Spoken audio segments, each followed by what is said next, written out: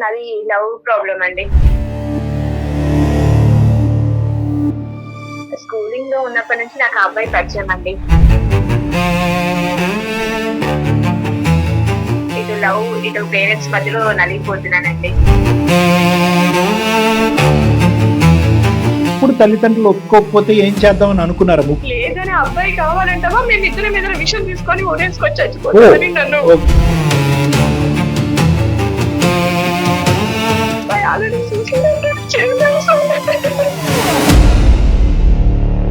Emotions తోని, black mail తోని suicide గా ఎవరో చచ్చిపోతారు అనేటటువంటి బేస్ మీద నిర్ణయం తీసుకోవటం అనేటటువంటిది తాత్కాలికంగా మనం విరమించుకుందామా?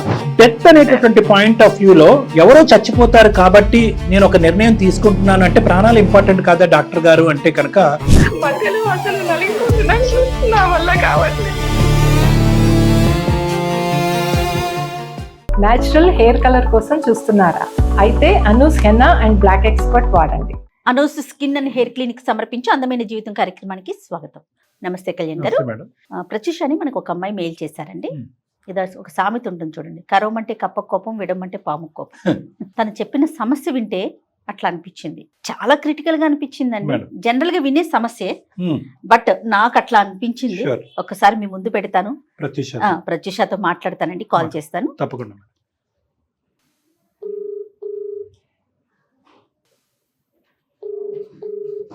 హలో, నమస్తే అండి ప్రత్యూష గారా? అవునండి, నేను జయానండి, సుమన్ టీవీ అందమైన జీవితం ప్రోగ్రామ్ నుంచి కాల్ చేస్తున్నాను.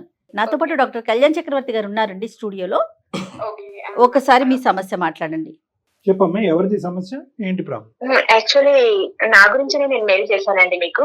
రైట్. ఎంటెక్ అయిపోయిందండి నాది, జాబ్ ట్రయల్స్ లో ఉన్నానండి. ఓకే, ఎంత ఉండొచ్చమ్మా మీ వయసు? నాది 26 ఉంటుందండి. 26. చెప్పండి అమ్మా, ఇష్యూ ఏంటో. నాది లవ్ ప్రాబ్లం అండి. స్కూలింగ్ లో ఉన్నప్పటి నుంచి నాకు ఆ అబ్బాయి పరిచయం అండి.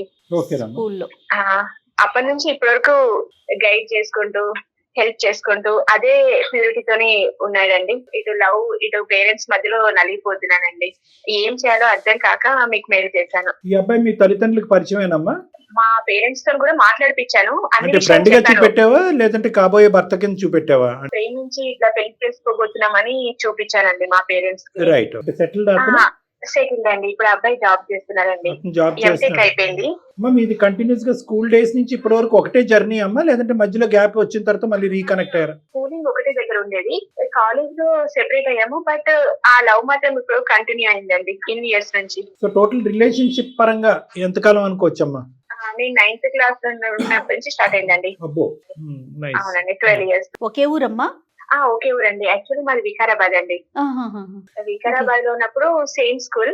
అబ్బాయిది నాది లవ్ అన్నప్పుడు తెలియని వయసు అప్పుడు. కరెక్ట్ అమ్మా. కానీ మీ పేరెంట్స్ కి ఇందులో కనిపించేటటువంటిది ఏంటమ్మా? అంటే మీకు నచ్చినటువంటి అబ్బాయి మీ పేరెంట్స్ కి నచ్చకుండా ఉండే పరిస్థితి ఎందుకు? అంటే వాళ్ళు ఫైనాన్షియల్లీ కొంచెం వీక్ అండి, వాళ్ళు అబ్బాయి వాళ్ళు. అక్కడ ఎకనామికల్ సిచ్యువేషన్ చూస్తున్నారండి మా పేరెంట్స్. ఒకటి ఫైనాన్సెస్, ఇంకా అమ్మా క్యాస్ట్ ఫీలింగ్ అండి. అదే ఈ రోజుల్లో కూడా కాదమ్మా. మరి ఇవన్నీ మరి నువ్వు ముందే ఊహించలేదమ్మా? నా ప్రమేయం లేకుండా జరిగిందండి. అప్పుడు ఒక లవ్ అనే ఫీలింగ్ వస్తుందని కూడా అనుకోలేదు.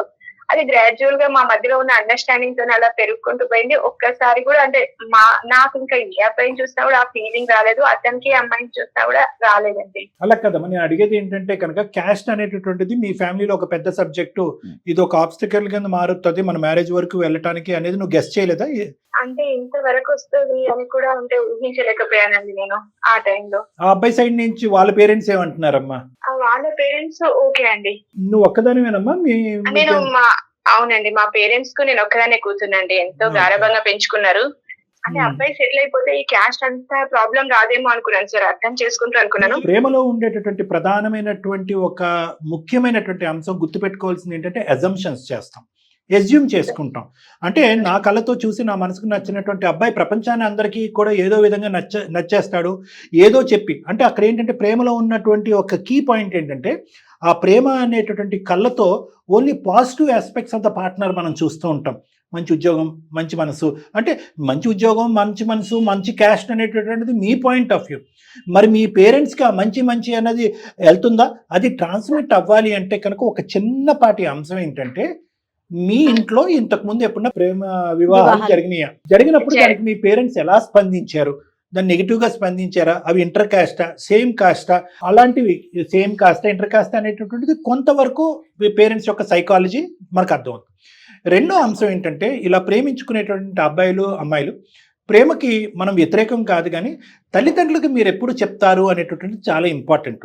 రెండు కారణాలు. ఒక కారణం ఏంటంటే కనుక పేరెంట్స్కి ముందుగానే చెప్తే కనుక oh we have not been betrayed so much అనేటటువంటిది తల్లిదండ్రులకు అర్థం అవుతుంది. అరే మా వెనకట్లో వెన్నుపోటు పొడుస్తుంది మన అమ్మాయి, మనకి తెలియకుండానే ఒక ప్రేమ కథని అనేటటువంటిది 4-5 సంవత్సరాల పాటు నడిపించింది అనేటటువంటి బిటర్ ఫీలింగ్ అనేది పేరెంట్స్కి రాకుండా ఉంటుంది. ఇది నెంబర్ 1. నెంబర్ 2 ఏంటంటే, చాలా మంది అమ్మాయిలు ఏమనుకుంటారు, అమ్మాయిలు కానీ అబ్బాయిలు కానీ, సరే ఎక్కువ రోజులు ప్రేమించాము, ఎక్కువ రోజుల పాటు మనకు ఒక అబ్బాయి తెలుసు అని అనుకుంటే కనుక ఆటోమేటిక్గా తల్లిదండ్రులు ఒప్పేసుకుంటారు కదండి అని అంటారు.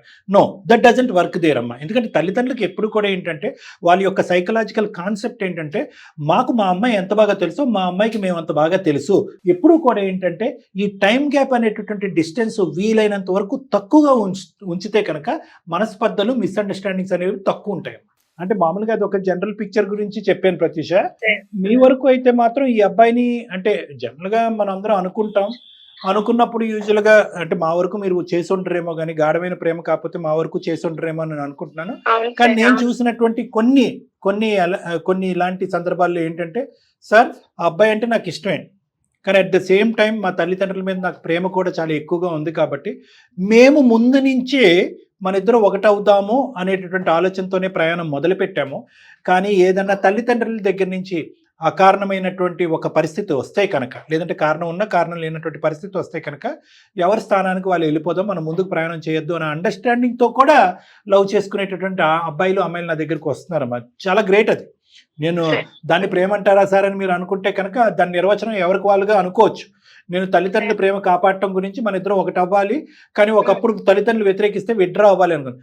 ఆ విధంగా మీ ప్రేమలో ఆ కండిషన్ ఏమైనా ఉందా? ఎప్పుడైనా అనుకున్నారా? ఒకప్పుడు ఇరువైపుల తల్లిదండ్రులకు ఒప్పుకోకపోతే లెటర్స్ విత్డ్రా అనేది ఎప్పుడైనా అనుకున్నారా? అంటే నా వైపు నుంచి అనుకున్నాను సార్. ఫస్ట్ అబ్బాయి కూడా అలా అనుకున్నాం, కానీ ఇప్పుడు అది అవ్వటం లేదు సార్. అది సాధ్యం కావట్లేదు. నేను ఉండలేకపోతున్నాను, అబ్బాయి కూడా అంటే ఉండలేకపోతున్నాను సార్. అలా 12 years అసోసియేషన్ వీళ్ళది సార్. ఇంకా దాంతో నా బాండింగ్ తోని ఒకరిని విడిచి ఒకరం ఉండలేకపోతున్నాం సార్. Okay okay okay. మరి ఒకప్పుడు తల్లిదండ్రులు ఒప్పుకోకపోతే ఏం చేద్దామని అనుకున్నారా? ఇప్పుడు కాదు, అప్పుడు ప్రేమించుకున్నప్పుడు, అదే మీ లెంత్. యాక్చువల్లీ మేము అసలు ఎప్పుడు కూడా ఒక మాట అనుకున్నాం, కానీ మళ్ళీ మా మనసులో అప్పుడు కూడా యాక్సెప్ట్ చేయలేదు సార్. అనుకున్నాము కానీ యాక్సెప్ట్ చేయలేదు. ఎలాగైనా వాళ్ళని ఒప్పిద్దాము, వాళ్ళకి కావాల్సింది ఏంటి, మన ఇద్దరం సపోర్ట్, ఒకరికొకరం సెటిల్ అవ్వాలి, ఇద్దరం బాగా చదువుకొని వెల్ సెటిల్డ్ అవుదాం, అప్పుడు మన పేరెంట్స్ ఒప్పుకుంటారు అనే ఇంటెన్షన్ తోని ముందుకు వెళ్ళాం సార్. ఎక్కడ కూడా అంటే చదువును మేము నెగ్లెక్ట్ చేయలేదు. మా ప్రేమతోని ఇలా డిస్టర్బ్ అవ్వడం, డిస్ట్రాక్షన్స్ అలా కూడా పెట్టుకోలేదు. అంటే అతను ఇందాక సెటిల్ అవ్వలేదు అన్నారు కదా, ప్రెజెంట్ అతను ఏం చేస్తున్నారు? ప్రెసెంట్ ఇప్పుడు అసలు జాబ్ చేస్తున్నారండి. నేను ఇంకా జాబ్ ట్రయల్స్ లో ఉన్నాను. నాకంటే 1 year సీనియర్ మేడం. ఓకే, తను ఆల్రెడీ జాబ్ చేస్తున్నారు. అయితే వైఫ్ అండ్ హస్బెండ్ కావాలో అంతవరకు అయితే ఎర్న్ చేస్తున్నారు.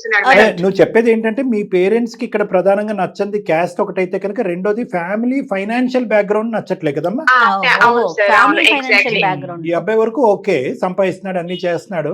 మీ మొత్తం జర్నీలో ప్రతిష ఎప్పుడైనా కూడా డిస్టెన్స్ పెరగటము, బ్రేకప్ అవటము, మళ్ళీ రీయూనైట్ అవటం ఎప్పుడైనా జరిగిందా? అలా చిన్నవి జరిగినాయి, కానీ అంత డిస్టెన్స్ ఉండి బ్రేకప్ ఉండి మిస్అండర్స్టాండింగ్స్ కూడా ఎప్పుడు రాలేదండి. Just trying to understand the strength of your bond అమ్మా. అంటే ఎంత బలం ఉంది మీ బాండ్ లో, ఏమాత్రమైనా కూడా ఆ బాండ్ ని, అంటే పేరెంట్స్ గురించి అవనివ్వండి, ఇంకో కారణం గురించి అవనివ్వండి, పరువు అంటారు, ప్రతిష్ట అంటారు, ఇంకా చాలా ఉంటాయి ఈ సబ్జెక్ట్లో. మళ్ళీ నేను ఇప్పటి వరకు straightforward response, straightforward solution చెప్పనటువంటి కేసెస్ ఏమన్నా ఉన్నాయంటే ఇలాంటి యుద్ధమే. ఎందుకంటే ఇక్కడ ఎవరు స్టాండ్స్ వాళ్ళది మేడం. పేరెంట్స్ అర్థం చేసుకుంటారు సార్, అన్నట్టు నాకు ఈయన అర్థం చేసుకుంటారు సార్. ఎవరు అర్థం చేసుకోలేకపోతున్నారు. మధ్యలో అసలు నలిగిపోతున్నాను సార్, నా వల్ల కావట్లేదు. అందుకని ఏం చేయాలో అర్థం కాక మీకు మెయిల్ పెట్టారు. అంటే నేను ఇలా అడగకూడదమ్మా. ఇక్కడ ఈ స్థానంలో కూర్చుని పేరెంట్స్ కి వ్యతిరేకంగా వెళ్ళి పెళ్లి చేసుకోవాలని మీరు ఇద్దరు ఎప్పుడు అనుకున్నారు? ఒకప్పుడు మీరు చేసుకున్నారు, మీ పేరెంట్స్ ఒకవేళ మీరు పెళ్లి చేసుకున్నారు అనుకోండి, అప్పుడు ఎలాంటి సిచ్యువేషన్స్ రావచ్చు? యాక్చువల్లీ మేడం మా పేరెంట్స్ ఎట్లా అంటున్నారంటే మా పేరెంట్స్ కు నేను ఒక్కగానే కూతుర్నండి. ఓకే. అల్లారు ముద్దుగా గారాబంగా పెంచారు. వాళ్ళు నాకు ప్రాణం పెట్టి పెంచారు. కెరీర్ డిస్టర్బ్ కాలేదు, హద్దులు దాటి ప్రవర్తించలేదు. మేము అన్ని బ్యాలెన్స్ చేసుకుంటూ వచ్చామండి. ఇప్పుడు Okay. నాకు జాబ్ ట్రయల్స్ కూడా కాదండి, జాబ్ కూడా నాకు వచ్చిందండి. వచ్చినా నేను రిజెక్ట్ చేసుకుంటూ ఉన్నానండి ప్రతి జాబ్ ని. ఎందుకనండి? ఎందుకంటే నెక్స్ట్ స్టెప్ మళ్ళీ మా పేరెంట్స్ పెళ్ళంటారండి. నేను ఇప్పుడు ఓహో. మా పేరెంట్స్ ఏమంటున్నారంటే అబ్బాయిని మర్చిపో, మొత్తానికి మర్చిపో. మేము ఇప్పుడు నీకు జాబ్ నువ్వు జాబ్ అంటున్నావు కదా, నీ కెరీర్ కోసం చదివావంటున్నావు కదా, నా మీద నమ్మకం లేదని మమ్మల్ని అంటున్నావు కదా, నీకు జాబ్ రాగానే ఒక 2 to 3 months తర్వాత వెంటనే మన క్యాస్ట్ వాళ్ళ వెల్ సెటిల్డ్ వాళ్ళని మేము పెళ్లి చేస్తాం, చేసుకో. లేదని అబ్బాయి కావాలంటావా మేము ఇద్దరి మీద విషయం తీసుకొని ఊరేసుకొని చచ్చిపోతామని నన్ను.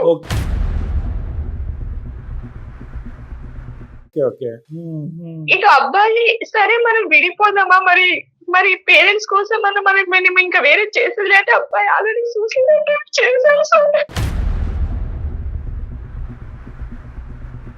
ఈ అబ్బాయి కూడా అలాగే చేస్తున్నాడమ్మా. 2 సార్లు. చాలా పిచ్చితనం అమ్మా. అటువైపు మీ పేరెంట్స్ అంటాం అనేది కూడా పిచ్చితనము, ఈ అబ్బాయి ఇలా చేయటం అనేటటువంటిది కూడా నిజంగా పిచ్చితనం. సూసైడ్ అటెంప్ట్ ఏంటమ్మా? ఎందుకు చేసుకోవాలి సూసైడ్? మనం ఒక సంవత్సరం కాకపోతే 2 సంవత్సరాలు వెయిట్ చేస్తాం, లేదంటే 10 సంవత్సరాలు వెయిట్ చేస్తాం, ప్రేమను జయించుకుంటాం. చచ్చిపోయి సాధించేది ఏముందమ్మా ఈ రోజు? ఏమన్నా సరే అసలు ఇటు నేను అబ్బాయి వైపు వెళ్తే పేరెంట్స్ అంటున్నారు, పేరెంట్స్ అంటే అబ్బాయి అంటున్నారు. ఇప్పుడు వీళ్ళు ఒత్తిడి ఎక్కువైపోయింది సార్. అమ్మా నేను ఒకటైతే చెప్తానమ్మా, ఇక్కడ పేరెంట్స్ అంటే కనుక వాళ్ళు ఉండేటటువంటి స్థానంలోంచి ఈ రోజు ఉన్న ఒక్కగానొక్క కూతురు బయటకు వెళ్ళిపోతుంది, ఎవరో తెలియని మా అబ్బాయిని పెళ్లి చేసేసుకుంటుంది, లేదంటే తెలిసిన అబ్బాయి కానీ వాళ్ళ మనసుకు నచ్చినటువంటి అబ్బాయిని చేసేసుకుంటుంది అనే దాంతో మేము చనిపోతాం అనేటటువంటి మాట చాలా కామన్గా అంటూ ఉంటారు. సరే పేరెంట్స్ నిజంగా అలా చేస్తే కనుక చచ్చిపోతారా లేదా అనేది వేరే విషయం, కానీ దాని గురించి ఈరోజు కుటుంబానికి మనుషులకి డిఫరెంట్గా ఉంటుంది. కానీ ఈ అబ్బాయి కూడా ఒక పక్క నుంచి మీరు తల్లిదండ్రులని పెట్టేటటువంటి ప్రెషర్ నుంచి అల్లాడిపోతూ ఉంటే కనుక నిన్ను గాఢంగా ప్రేమించి 12 సంవత్సరాల పాటు ప్రేమించినటువంటి అబ్బాయి కూడా నువ్వు నన్ను పెళ్లి చేసుకోకపోతే నేను కూడా చచ్చిపోతానని చెప్పి ఒక అడుగు ముందుకేసి బ్లాక్ మెయిల్ కూడా చేయట్లేదు సార్. అతను ప్రేమ అట్లా చేస్తా అంటే అతను ఇంటర్లో కూడా ఇలానే అయి ఉండేది సార్. కదమ్మా ఇక్కడ నేను అనేది ఏంటంటే ఒకప్పుడు నేను చచ్చిపోతాను అని అన్నా, లేదంటే ఇంకో మానసిక పరిస్థితిలో అతను సూసైడ్ అటెంప్ట్ చేసుకున్నా కూడా ఇక్కడ నీ పరిస్థితి అర్థం చేసుకోవాలి కదా. అతని ఇంట్లో కేక్ వాక్ అమ్మ, వాళ్ళ ఇంట్లో కేక్ వాక్, అమ్మ నాన్న నాకు ఒక అమ్మాయి నచ్చిందమ్మా, ఆ అమ్మాయి సెటిల్ అయింది, చిన్నప్పటి నుంచి తెలుసు, ఓకే గో హెడ్, అదృష్టవంతుడు. కానీ అదే ఇక్కడ ట్రాన్స్మిట్ చేస్తే ఎలా? ఇక్కడ మీ ఇంట్లో జరిగేటటువంటిది మీ 4 గోళ్ల మధ్యన మీ అమ్మ నాన్నతో పాటు నువ్వు జరిగేటటువంటి డిస్కషన్స్ వాళ్ళ ఇంట్లోకి ఎలా ఈక్వేట్ చేసుకుంటాం? అది నిన్ను బాగా ప్రేమించినటువంటి అబ్బాయి అర్థం చేసుకోరాదు. ప్రతి టేక్ యూర్ టైం, నువ్వు అనవసరంగా మెంటల్ ప్రెషర్ లేదా తన పేరెంట్స్ ని తీసుకుని వచ్చి వీళ్ళతో మాట్లాడే ప్రయత్నం 1-2 సార్లు అసలు ట్రై చేశారా? కనీసం అతను ఆ అబ్బాయి వైపు నుంచి ఏమన్నా ట్రై చేశారండి? అక్కడ అంత ప్రయత్నం కుదరలేదా? చూసారు వాళ్ళ వైపు నుంచి కూడా. సరే ఒకవేళ ఫైనాన్షియల్ గా వెల్ అండ్ గుడ్ ఉంటే ట్రై సరే ఓకే ఐ స్టాప్ తో అయినా యాక్సెప్ట్ చేద్దామని చూసారు మేడం. కానీ వాళ్ళు నాట్ సాటిస్ఫైడ్ అండి. వాళ్ళు వచ్చినంత మాత్రాన క్యాస్ట్లు మారుతూ, వాళ్ళు వచ్చినంత మాత్రాన ఫైనాన్షియల్ స్టేటస్ చేంజ్ అవ్వదు. ఏదైతే ముందు వాళ్ళని చూడకుండా ఉందో అదే ట్రాన్స్పరెన్సీ. ఇప్పుడు ఇక్కడ వాళ్ళకి ఏంటంటే ఎవరు వచ్చి మాట్లాడినా, ఆ పేరెంట్స్ వచ్చినా, వాళ్ళ సైడ్ ని పెద్దవాళ్ళు వచ్చినా కూడా వాళ్ళు ఆల్రెడీ ఫిక్స్ అయి ఉన్నారు. ఏంటంటే మాకున్న ఏకాకి ఒకే ఒక కూతురికి మేము తీసుకొచ్చేటటువంటి సంబంధమే పర్మనెంట్ బంధం కింద మారుతుంది. అందులో సో అది ఫిక్స్ అయినప్పుడు ఎవరైనా కూడా అంటే అతని వైపు నుంచి ఎంత స్ట్రాంగ్ గా ఉంది అనేది ఒక అర్థం చేసుకోవడానికి ఒక పాయింట్ తప్ప మీరు అన్నట్లుగా వన్స్ వాళ్ళు ఫిక్స్ అయి ఉన్నారు, అతని ప్రయత్నం కూడా అతను చేశాడు. మరి ఎట్లా అండి? దీనికి సొల్యూషన్ ఏంటి డాక్టర్ గారు? నిజంగా నాకు అనిపిస్తుంది దీనికి సొల్యూషన్ ఏంటి?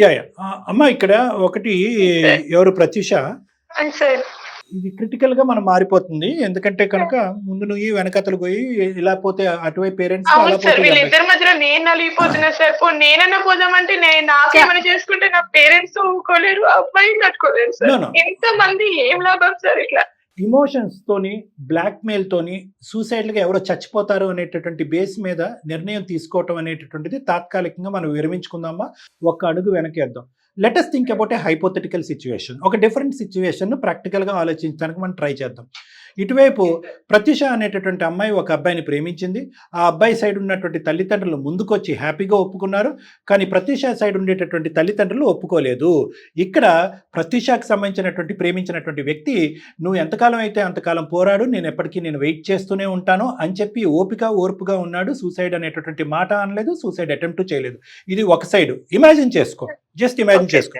ఇంకో సైడ్ ఏమో వచ్చి ప్రతిష సైడ్ ఉన్నటువంటి పేరెంట్స్, అమ్మ మేము బ్రతుకున్నంత కాలం ఆ అబ్బాయి అయితే మాత్రం నువ్వు పెళ్లి చేసుకోవటానికి అని అన్నారే కానీ మేము చచ్చిపోతాం గిచ్చిపోతాం అనేటటువంటి పిచ్చి మాటలు వీళ్ళు కూడా మాట్లాడలేదు. ఇలాంటి సిచ్యువేషన్లో ప్రతిష ఎటువైపు వెళ్తుందమ్మా? ప్రతిష మనసు ఎటువైపు కనెక్ట్ అవుతుంది? అబ్బాయి వైపు సార్.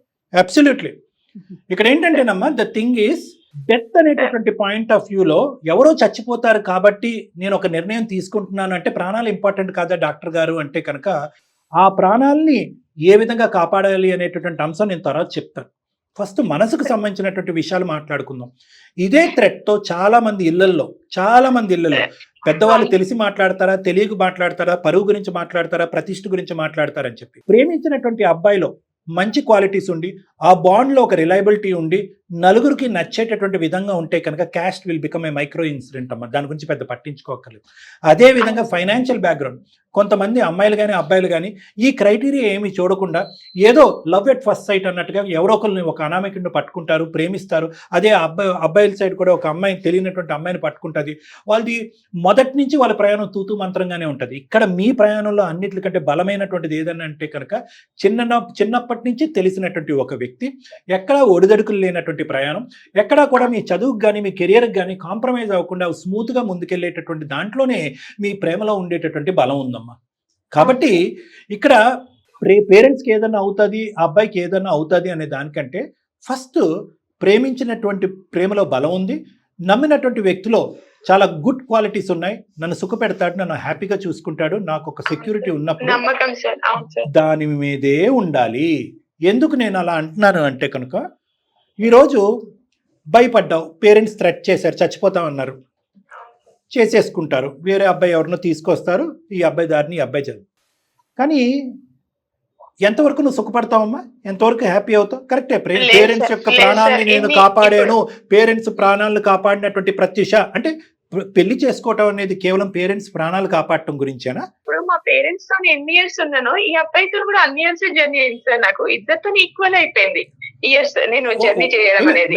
ద థింగ్ ఈజ్ ఏంటంటమ్మా, అది అలా కంపేర్ చేయలేమమ్మా. ఆ ప్రేమే, ఈ ప్రేమే తల్లిదండ్రులు ఇచ్చేటటువంటి ప్రేమని వాళ్ళని అంటే ఇప్పుడు ఇదే డైలాగ్ నువ్వు ఒక పక్క నుంచి మీ బాయ్ ఫ్రెండ్ని ఇంకో పక్క నుంచి పేరెంట్స్ని పెట్టావంటే కనుక పేరెంట్స్ చాలా హర్ట్ అవుతారమ్మా. ఎందుకంటే ఇప్పటికీ కూడా ఎక్కడ కూడా మీరు మీ పేరెంట్స్ను ఒప్పించేటటువంటి ప్రయత్నంలో ఎక్కడ కూడా వాళ్ళ దగ్గర నుంచి వచ్చినటువంటి ప్రేమ కానీ వాళ్ళు నిన్ను చూసుకుని ఇక్కడ వరకు ఈ స్థాయి వరకు పెంచినటువంటి దాంట్లో కానీ ఒకే ఒక కూతురుగా ప్రపంచాన్ని అంతా నీ కాళ్ళ దగ్గర తీసుకొచ్చేటటువంటి విధానాన్ని కానీ చిన్న చూపు చూసేటటువంటి ప్రయత్నం కానీ that is equal to the love I'm getting from my boy friend అనేది ఎప్పుడు మనం అనకూడదు. అది మీ మనసులో ఉంటే కనుక మీ మనసులోనే పెట్టుకోండి. మాకు చెప్తే మాకు చెప్పండి, కానీ తల్లిదండ్రుల దగ్గర మాత్రం తీసుకెళ్ళదు. ఎందుకంటే కనుక ఇక్కడ తల్లిదండ్రులు మీకు అన్ని విధాలుగా సపోర్ట్ చేశారు. అట్ ద సేమ్ టైం ఈ అబ్బాయి కూడా నాకు కావాలి అనే విధంగా మనం ప్రయత్నం. సో ఇక్కడ 2 సింపుల్ పాయింట్స్ నేను చెప్తానమ్మా. ఒకటి, ప్రేమించటం పరంగా ఎటువంటి డోకా లేదు, ఆ ప్రేమలో ఎటువంటి నెగ్లిజెన్స్ లేదు, కేర్లెస్నెస్ లేదు, క్యాజువల్నెస్ లేదు, ఒక కేర్ ఫ్రీగా ఏదో ఇన్ఫాక్చువేషన్గా లవ్ ఎట్ ఫస్ట్ సైట్ కాదు, నా ప్రేమలో చాలా బలం ఉంది అనుకుంటే కనుక ఖచ్చితంగా నువ్వు ప్రేమించినటువంటి అబ్బాయి వైపే నువ్వు వెళ్ళాలమ్మా. కానీ దయచేసి దీనికి రోజులు పడుతుందా, నెలలు పడుతుందా, సంవత్సరాలు పడుతుందా అనేది నాకైతే తెలియదు. ఎందుకంటే ప్రేమ అనేటటువంటిది గెలవాలి అంటే కనుక దాంట్లో ఓపిక, ఓర్పు, సహనం ఉండాలి. మీ పేరెంట్స్ ఒప్పుకోవట్లేదు, ఇదిగో నేను చచ్చిపోతానంటే కనుక అలా వర్కౌట్ అవుతుంది. ప్రధానంగా ఆ అబ్బాయితో కూడా మనం మాట్లాడవలసినటువంటి ఆవశ్యకత ఉంది. ఈ ప్రేమ గెలవాలి అంటే కనుక ఆ అబ్బాయిలో ఓపిక చాలా important. At the same time మీకు ఆ అబ్బాయి మోరల్ సపోర్ట్ ఇవ్వాలి. ఇంతకాలం మనం ప్రయాణం చేసాం, నీకు 26 నాకు 27, ఏమైపోతుంది, ఇంకో 1 year 2 years పాటు వెయిట్ చేస్తే ఏమైపోతుంది అనేటటువంటి విధంగా ఒకరికొకరు ప్రొడక్టివ్గా సపోర్టివ్గా ఉండాలి. ఎందుకంటే రానున్న రోజుల్లో ఆ అబ్బాయి సైడ్ ఉన్నటువంటి పేరెంట్స్ ఏమంటారంటే, అరే ఇంకెన్ని రోజులు రా బాబు నువ్వు వెయిట్ చేస్తావు, వాళ్ళకైనా పౌరుషాలు బలాలు మనకు లేవా, ఇంకో ఈ సంబంధం వచ్చిందని చెప్పి వాళ్ళు కూడా ప్లేట్ ఫిరాయించవచ్చు రేపొద్దున.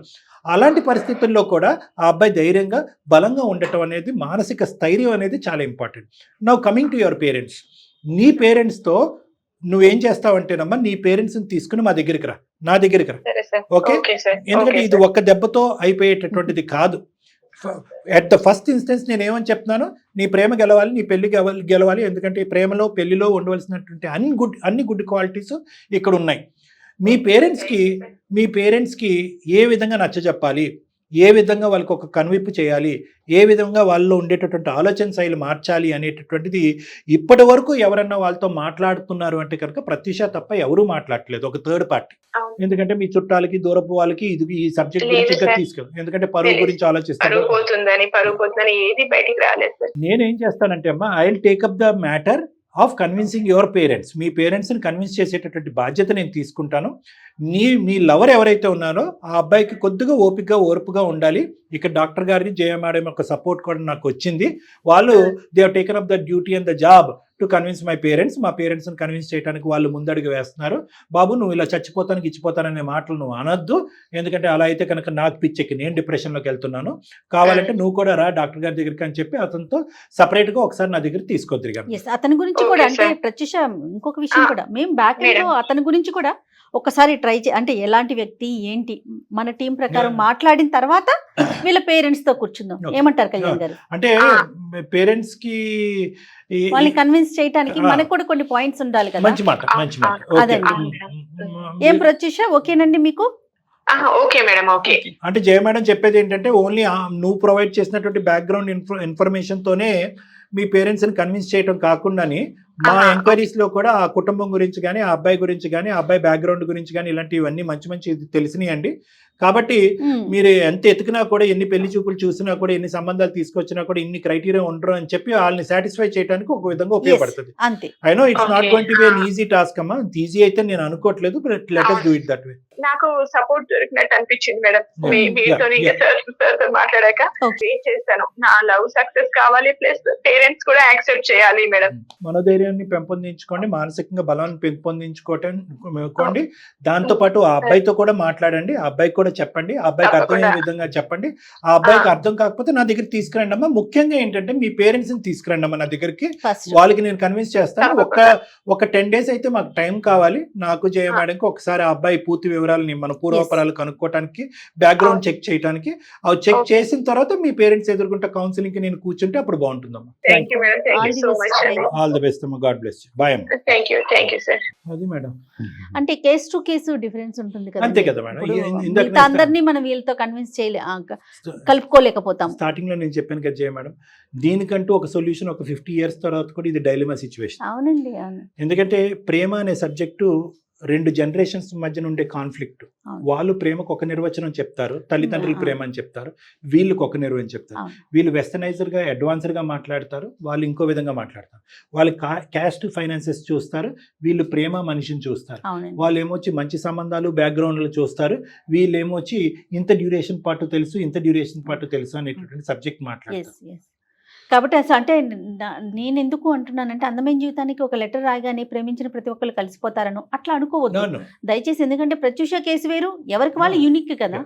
అండ్ అందుకని బ్యాక్ ఎండ్ లో మనం కూడా ఒకసారి చూసి ఎలా ఉందో దాన్ని బట్టి మనం ఫార్వర్డ్ గా ముందుకు వెళ్దాం. రైట్, థ్యాంక్ యూ, నమస్తే.